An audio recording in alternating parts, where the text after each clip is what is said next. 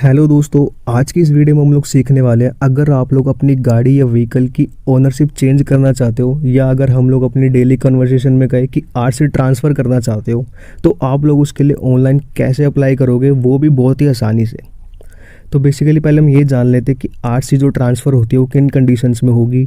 या तो हम लोग किसी से गाड़ी सेल परचेज़ कर रहे हैं या फिर हम लोग फैमिली में किसी के नाम किसी को ट्रांसफ़र करना चाहते हैं, एटसेट्रा। ऐसे काफ़ी रीज़न हो सकते हैं।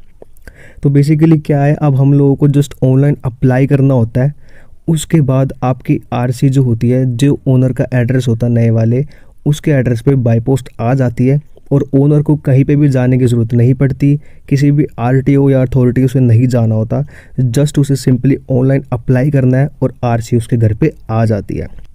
तो इसमें कुछ कंडीशंस है। सबसे पहले मैं बात करना चाहूँगा, इंडिविजुअल किसी पर्सन के नाम पे अगर गाड़ी है तो उसमें केस में क्या करना होता है, हमें दोनों के आधार कार्ड चाहिए, जो बेच रहा है उसका भी, जो खरीद रहा है उसका भी।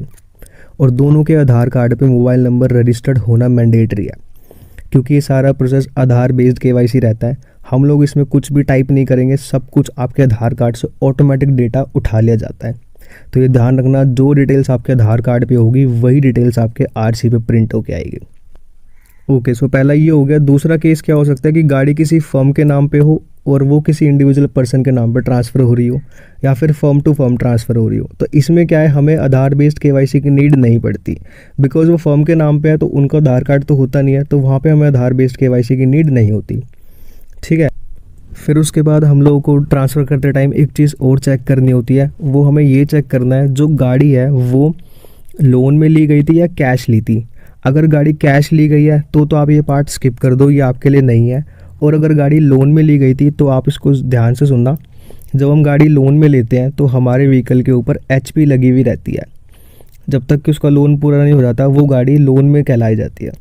जब आप उस गाड़ी का लोन पूरा भर देते हो तो जिस कंपनी से आपने फाइनेंस कराई थी अपनी गाड़ी, वो कंपनी वाले आपके घर पे बाय पोस्ट फॉर्म 35 और एक एनओसी लेटर भेज देते हैं। वो हमें वाहन की साइट पे अपलोड करना पड़ता है ताकि हमारे जो गाड़ी के ऊपर से एचपी है वो हट जाए। हमारी गाड़ी फिर लोन में नहीं काउंट होती। तो जब आप ट्रांसफ़र करोगे तो आपने ये चीज़ चेक करनी है कि जो व्हीकल है उसके ऊपर एचपी चढ़ी हुई है या नहीं। और अगर चढ़ी हुई है तो उससे कोई इशू नहीं होता। आपको जस्ट क्या करना है, एनओसी लेटर और जो फॉर्म 35 आता है वो आपने अपलोड करना है। ट्रांसफ़र करते टाइम ही आप उस अपलोड कर सकते हो, उसके लिए कोई अलग प्रोसेस नहीं है। जो आप ट्रांसफ़र करोगे और अगर गाड़ी के ऊपर एचपी लगी होगी तो ऑटोमेटिक वो पॉपअप दे देगी साइट कि इसके ऊपर एचपी चढ़ी है, आप इस पर एनओसी अपलोड करो। ठीक है, तो ये चेक कर लेना। दूसरा, एनओसी की वैलिडिटी चेक कर लेना कि एनओसी एक्सपायर तो नहीं है। अगर एनओसी एक्सपायर हो रखी होगी तो आपने उसे दोबारा इशू करवा के लाना है जब भी कंपनी से गाड़ी फाइनेंस हुई है। ठीक है, तो एक ये हो गया। उसके बाद आपने एक चीज़ और ध्यान रखनी है, वो है इंश्योरेंस। गाड़ी का इंश्योरेंस एक्सपायर नहीं होना चाहिए, ध्यान रखना। गाड़ी का इंश्योरेंस अगर एक्सपायर होगा तब भी आप गाड़ी ट्रांसफ़र नहीं कर पाओगे। ठीक है, तो ये कुछ मेन पॉइंट्स थे। बाकी अगर हो सकता है यहाँ पे मुझसे कुछ स्किप हो गया हो तो मैं आगे वीडियो में कवर कर दूंगा, तो वीडियो को पूरा देखना। और वीडियो स्टार्ट करने से पहले मैं कहना चाहूँगा, अगर आपने अभी तक हमारे इस चैनल को सब्सक्राइब नहीं किया है तो सब्सक्राइब कर लो और साथ साथ बेल नोटिफिकेशन को भी ऑन कर लेना, ताकि आपको मेरी हर एक वीडियो की अपडेट्स मिलती रहा करे, क्योंकि मैं ऐसे ही यूज़फुल वीडियोज़ अपलोड करता रहता हूँ। तो बिना किसी देरी के चलो वीडियो को स्टार्ट करते। ओके, सो आपको अपने ब्राउज़र ओपन करना है और अपने ब्राउज़र में गूगल पे सर्च कर लेना व्हीकल रिलेटेड सर्विसेज। डिस्क्रिप्शन में वेबसाइट का लिंक है, उस पर क्लिक करके डायरेक्ट वेबसाइट पे आ जाओगे। सर्च करने के बाद पहली वेबसाइट आएगी, उस पर क्लिक कर लेना। क्लिक करना, कुछ ऐसा इंटरफेस खुलेगा। यहाँ पे आपको अपनी स्टेट सेलेक्ट करनी है, तो मैं यहाँ पे स्टेट सेलेक्ट कर लेता हूँ। उसके बाद कुछ ऐसा आएगा, ऐड, इसे क्लोज़ कर दो। अब यहाँ पे हमें रजिस्टर करना है, तो उसके लिए हम लोग रजिस्टर पे क्लिक करेंगे। रजिस्टर पे क्लिक करने के बाद यहाँ पे हमें कुछ डिटेल डालनी है, जैसे कि नाम, ईमेल आईडी, मोबाइल नंबर और स्टेट। उसके बाद ये कैप्चा फिल करके रजिस्टर पे क्लिक कर देंगे। तो मैं फटाफट से भर लेता हूँ ये सारी चीज़ें, उसके बाद फिर आगे की प्रोसेस की ओर कंटिन्यू करेंगे। ओके, तो मैंने सारी डिटेल्स फिल कर ली है। अब सीधा रजिस्टर पे क्लिक कर देंगे। ओके, तो रजिस्टर पे क्लिक करने के बाद जो मेल आईडी आपने डाली है उसके ऊपर एक मेल आता है, वहाँ से आपको अपनी ईमेल आईडी को वेरीफाई करना होता है। ठीक है, तो मेल पे आ चुके जैसे हमारी। अभी देखो हमारी सबसे ऊपर मेल आई है न्यू रजिस्ट्रेशन करके। इसमें ये ओटीपी दिया रहता है, वो कंफर्म ईमेल एड्रेस पे क्लिक करके आपको वो ओटीपी डालना है। ठीक है, जैसे कि देखो मैंने यहाँ पे OTP डाला और यहाँ पे अपना पासवर्ड बना लो जो भी आपने बनाना है। पासवर्ड डालने के बाद चेंज पासवर्ड पे क्लिक कर देना। ठीक है, तो ये देखो चेंज पासवर्ड पे क्लिक करते हैं हमारा जो आईडी पासवर्ड बन गया। अब जस्ट हमें लॉगिन करना है यूज़र आईडी और अपना पासवर्ड डाल के, जैसे मैं कर रहा हूँ। ठीक है, लॉगिन हो गया। अब क्या करना है, हमें यहाँ पे जाना ऑनलाइन सर्विसेज में। इसके बाद हमें थर्ड ऑप्शन मिलेगा व्हीकल रिलेटेड सर्विस, इस पर क्लिक कर देना। क्लिक करने के बाद हमें यहाँ पे अपना रजिस्ट्रेशन नंबर यानी गाड़ी का नंबर डालना है। उसके बाद हमारी आरसी पे चेसिस नंबर होता है, उसके लास्ट 5 डिजिट डालने हैं। ठीक है, उसके बाद सबमिट पे क्लिक कर देना। सबमिट पे क्लिक करने के बाद कुछ ऐसा आएगा, यहाँ पे हमें येस करना है क्योंकि हम लोग इंडिविजुअल पर्सन के नाम पे ट्रांसफ़र कर रहे हैं, तो हमें आधार बेस्ड केवाईसी करनी पड़ेगी। येस करने के बाद यहाँ पे अपना आधार नंबर डालेंगे। उसके बाद आई हैव रीड, इस पर क्लिक करके जनरेट OTP पे क्लिक कर देंगे। क्लिक करने के बाद आपके मोबाइल नंबर जो रजिस्टर्ड है आधार कार्ड से, उस पर OTP जाएगा। वो OTP आपको यहाँ पे डालना है। उसके बाद सबमिट पे क्लिक कर देना है। ये OTP डाल दिया, अब सबमिट पे क्लिक कर देंगे। सबमिट पे क्लिक करने के बाद देखो हमारे जो करंट ओनर है उसकी सारी डिटेल्स आ चुके हैं, नाम वगैरह सब कुछ। यहाँ पे आपने सिंपली नीचे स्क्रॉल डाउन करना है और नेक्स्ट पे क्लिक कर देना है। क्लिक करने के बाद देखो यहाँ पे हमसे क्या क्या पूछा जा रहा है। ओके, सो हमें यहाँ पे ट्रांसफ़र ऑफ ओनरशिप वाले ऑप्शन पे क्लिक करना है। तो वीडियो को स्टार्टिंग में मैंने जैसा बताया था, अगर गाड़ी लोन पे होती है तो यहाँ पे देखो एक ऑप्शन है हाइपोथिकेशन टर्मिनेशन, इस पे हमें क्लिक करना पड़ता है उस लोन को हटाने के लिए, अगर गाड़ी लोन पे होगी। अदरवाइज़ आप जो है नॉर्मल ट्रांसफ़र ऑफ ओनरशिप पे क्लिक करके आगे प्रोसेस कर देना। ओके, तो यहाँ पे क्लिक कर लेते हैं। उसके बाद सबमिट पे क्लिक कर देंगे। सबमिट पे क्लिक करने के बाद देखो कुछ ऐसा खुलेगा। यहाँ पे नीचे स्क्रॉल डाउन करना आप लोग। उसके बाद देखो यहाँ पे एक ऑप्शन दिख रहा है eKYC डेमोग्राफिक डिटेल, यानी जो दूसरा ओनर है जिसका हमने आधार कार्ड डाला है उसकी डिटेल्स इसने देखो ऑटोमेटिक उठा लिया। यहाँ पे उसका नाम आ गया, एड्रेस सारा आ गया, सब कुछ। अब जस्ट ओनरशिप टाइप में इंडिविजुअल सेलेक्ट करना। इंडिविजुअल सेलेक्ट करने के बाद देखो इसने फादर नेम भी ऑटोमेटिक उठा लिया। अब जस्ट हमें क्या करना है, हमें कुछ और डिटेल्स जो है यहाँ पे भरनी है, बेसिक्स ही खाली। सबसे पहले न्यू ओनर मोबाइल नंबर डालो, जो भी नए ओनर का मोबाइल नंबर है। उसके बाद यहाँ पे सेल डेट डालनी है, किस डेट पे सेल हुई है गाड़ी। ठीक है, उसके बाद सेल अमाउंट, जितने में गाड़ी सेल हुई है, या आप जीरो भी रहने दे सकते हो। अगर आप फैमिली में किसी को दे रहे हो तो आप इसे जीरो भी छोड़ सकते हो, वो आपके ऊपर है। ये डालने के बाद देखो यहाँ पे एड्रेस सारा फिल है, हमें जस्ट यहाँ पे डिस्ट्रिक्ट सेलेक्ट करना है। ठीक है, तो जो भी आपका डिस्ट्रिक्ट है वो आप यहाँ पे सिलेक्ट कर लेना। उसके बाद हमें यहाँ पे नेक्स्ट पे क्लिक कर देना है। तो नेक्स्ट पे क्लिक करते देखो ऐसा आएगा, इसे ओके करना। ये हमारी इंश्योरेंस डिटेल आ गई। इसके बाद यहाँ पे इसे नेक्स्ट कर देंगे। अगर इंश्योरेंस एक्सपायर होते हैं तो आपको यहाँ पे अपडेट करनी पड़ती है। ठीक है, नेक्स्ट करा, उसका click here to sign document, इस पर क्लिक करो। ये कुछ ऐसा आएगा, इसे क्लोज कर देना। अब देखो यहाँ पे नीचे हमें फॉर्म 29 और फॉर्म 30 जो कि आरसी ट्रांसफ़र यानी ओनरशिप ट्रांसफ़र के लिए होता है, वो हमें यहाँ से डाउनलोड करने हैं। ठीक है, तो ये फॉर्म आ जाएंगे, आप इनकी PDF बना के सेव कर लेना या फिर डायरेक्ट प्रिंट दे देना। ठीक है, कोशिश करना आप इनकी 2-2 कॉपी निकाल लो, एक अपने रेफरेंस के लिए रह जाएगी। उसके बाद मैं आपको स्क्रीन पे बताता हूँ आगे कि आपको कैसे ये फॉर्म भरने हैं।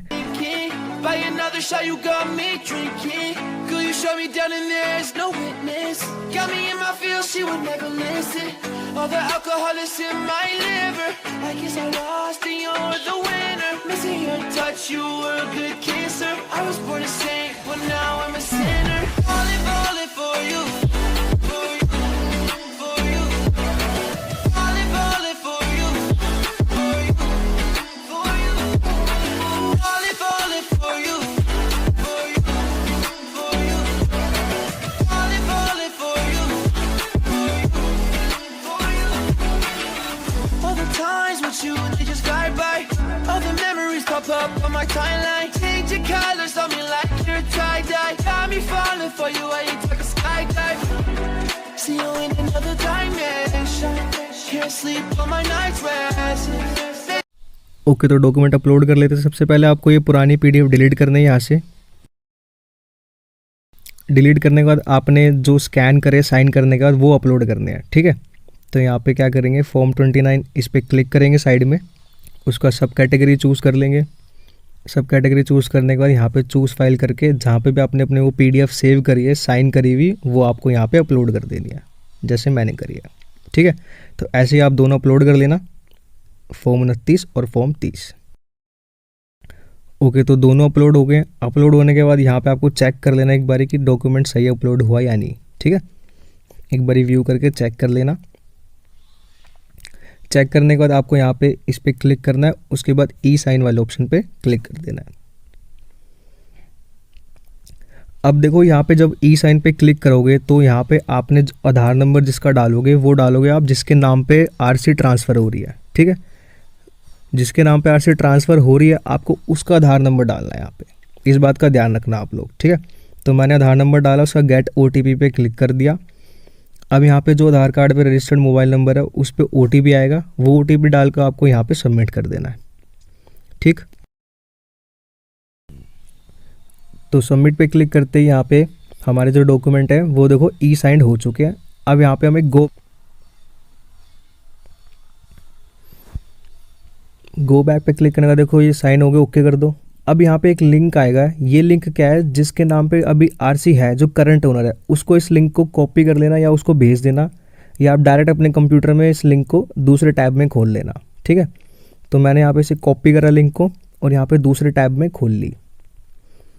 अब यहाँ पे हमें जो आधार पे क्लिक करके या वर्चुअल ID जो भी आपके पास है उस पर क्लिक करके यहाँ पे जिसके नाम पे अभी RC है, जो अभी करंट ओनर है, उसका आधार नंबर डाल के सबमिट करना है। ठीक है, क्योंकि अब ये जो KYC हो रही है वो करंट ओनर की हो रही है। पहले जिसके नाम पे RC ट्रांसफ़र हो रही थी वो KYC कर रहा था, अब यहाँ पे जो करंट ओनर है वो ई साइन कर रहा है डॉक्यूमेंट्स को। ठीक है, तो सबमिट करा, उसके बाद OTP जाएगा, वो OTP आपको यहाँ पे फिल करना है, उसके बाद दोबारा सबमिट पे क्लिक कर देना है।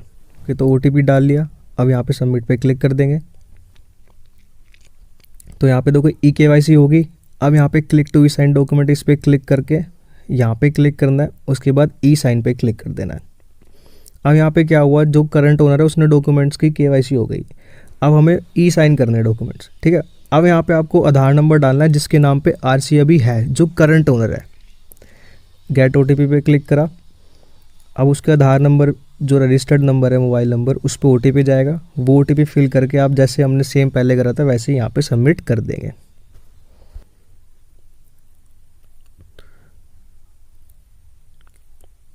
ओके, तो देखो सबमिट करते हैं, हमारे जो डॉक्यूमेंट्स है वो ई साइन हो गए। अब हमें एक बार व्यू करके चेक कर लेंगे डॉक्यूमेंट्स को अपना। ठीक है, उसके बाद अब हमें क्या करना है, हमें दोबारा अपनी वेबसाइट पे जाना है वापस। यहाँ से एक बार लॉग आउट करके दोबारा अपना अकाउंट लॉगिन कर लेना। तो मैंने लॉग आउट करके एक बार दोबारा लॉगिन कर लेता हूँ। उसके बाद यहाँ पे डैशबोर्ड पे जाएंगे, उसके बाद यहाँ पे एडिट पे जाएंगे। ओके, तो देखो हमारे सारे स्टेप कंप्लीट हो गए। अब लास्ट बचता है फीड डिटेल्स का। ठीक है, अब जस्ट हमें यहाँ पे नेक्स्ट करना है, उसके बाद फीड डिटेल्स पे क्लिक करेंगे। अब यहाँ पे देखो डिटेल्स आ गई, KYC डिटेल्स, कौन बायर है कौन सेलर है, सारा कुछ आ गया। अब जस्ट यहाँ पे एक बार चेक करके अपना प्रोसीड वाले ऑप्शन पे क्लिक कर देंगे। प्रोसीड पे क्लिक करते ही देखो यहाँ पे पेमेंट का ऑप्शन आ गया। यहाँ पे हमारी पेमेंट जो बन रही है 530 बन रही है, क्योंकि ये 4 व्हीलर है और यही अगर 2 व्हीलर होता तो ये 380 के अराउंड बनती। तो मेक पेमेंट एंड सबमिट पे क्लिक कर दो, उसका कंफर्म पेमेंट, फिर यहाँ पे आपको अपनी पेमेंट जो है कर लेनी है। ठीक है, तो यहाँ पे जो पहला गेटवे है SBI ई-पे का, इसको यूज़ करना क्योंकि ये हमें ज़्यादातर वर्किंग है। दूसरे में कई बार आपको फेल दिख जाएगी, पेमेंट होने के चांसेस रहते हैं। फर्स्ट वाला आपका जो है ज़्यादातर हमेशा अप्रूव कर देता है। तो मैं फटाफट से पेमेंट कर लेता हूँ, उसके बाद फिर आगे की प्रोसेस की ओर कंटिन्यू करेंगे। ओके, सो पेमेंट हो चुकी है हमारी। अब ये रिसिप्ट आ चुकी है। इस रिसिप्ट का आपको PDF सेव कर लेना है या फिर आप लोग इसका प्रिंट आउट निकाल के भी रख सकते हो। जब तक आपके RC आपके घर पे नहीं आ जाती तब तक आप लोगों को इस प्रिंट आउट को अपने पास रखना है रेफरेंस के लिए। ठीक है, तो देखो यहाँ पे लिखा हुआ भी है कि document have been e signed successfully, you are not required to submit any document to RTO office. Okay, तो इनके रिसिप्ट पे खुद लिखा हुआ है कि आपको कोई भी डॉक्यूमेंट सबमिट करने की ज़रूरत नहीं है। ये फेसलेस सर्विस है, ऑटोमेटिक RC आपके एड्रेस पे आ जाएगी अगर आपके सारे डॉक्यूमेंट्स ओके हुए तो। ठीक है, तो इसी के साथ हमारा वीडियो कंप्लीट होता है। आई होप कि आपको वीडियो अच्छे से समझ आ गया होगा। वीडियो पसंद आया तो प्लीज़ वीडियो को लाइक ज़रूर करना।